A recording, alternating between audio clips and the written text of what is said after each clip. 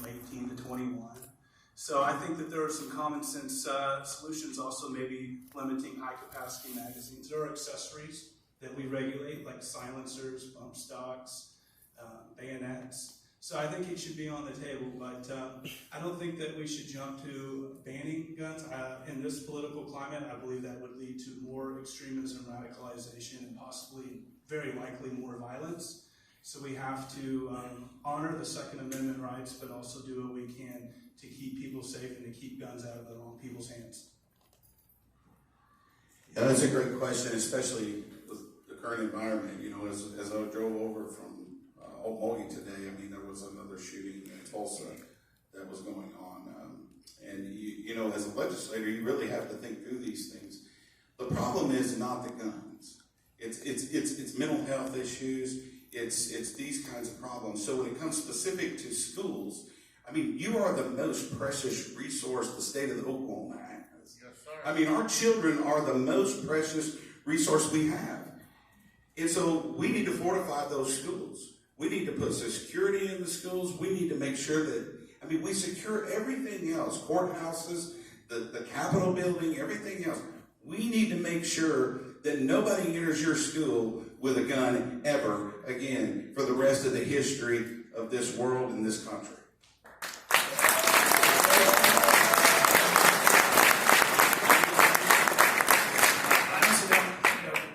Legislation, I don't know what legislation you're going to pass. It's going to keep somebody that's going to do this ultimately from doing it. I mean, I don't care what laws we put in place. I'm a big advocate of mental health. My wife's a veteran. I'm a veteran. My wife's a mental health therapist. And so I don't know where the breakdown. I mean, I graduated high school in 1995. I never ever thought about taking a daggone gun to my school and shooting that kind of thing up. Never ever. And so I don't know where the breakdown in society has happened. I mean, a lot of it goes back to the house. I mean, I was so scared to screw up when I was a kid. My dad would have been 100 times worse than the principal would have been on me in school. So I didn't screw up, and for some reason, like there's a breakdown in the family, and people expect the schools to raise your kid, to be a school and a counselor and a nurse and whatever else comes with being a teacher, and that sucks. There's a lot of additional mandates on the teachers from the federal side and the state side.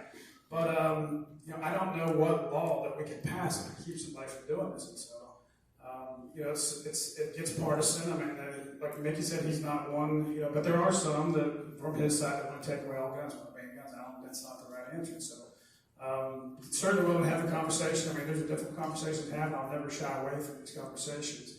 But I just don't know what you can put in place that actually keeps them. I mean, if they're going to do this, they're probably going to do it regardless. I mean, they still have gun crimes in Australia. They outlawed guns there in 1994.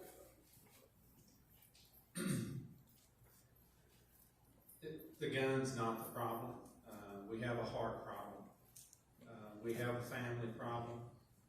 And we, as Mickey has stated, because of some of the environments that young people have grown up in over the last couple of decades, I think that there's some mental health issues that normally would not be there if we had moms and dads in the household.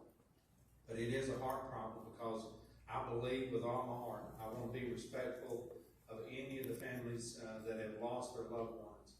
To be careful about what we say because they're suffering, they're hurting. But we can take every single gun away. Every single gun in this country, we can take it away. And there's going to be a weapon of some type when a person's heart is hurting so bad for whatever reasons that they decide that the person across from them, that their life is not of any value. When a person decides that they're going to take somebody else's life, there's a process that they go through that convicts them or convinces them that my issue, my wants, my desires, my reasonings is worth your life. So you take the guns away, do you take the knife away? You take the knife away, do you take the rock away? So I would tell you as a group of young men to learn early on.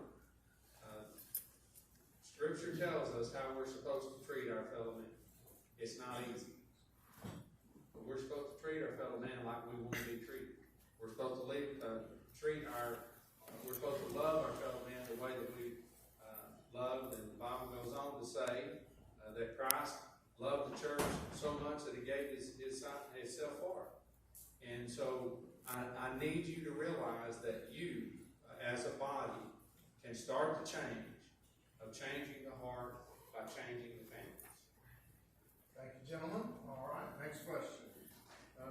Right there. Go ahead. Yes, sir.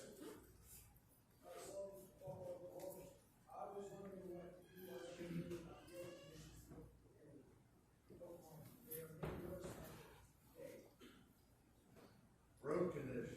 You talking about county roads or state roads? Or both? All roads. Well, years ago, we started what did we put in that year, Clint? $750 million a year? Roughly 650, 750 a year. So we, when we came in, or years before we came in, honestly, I mean,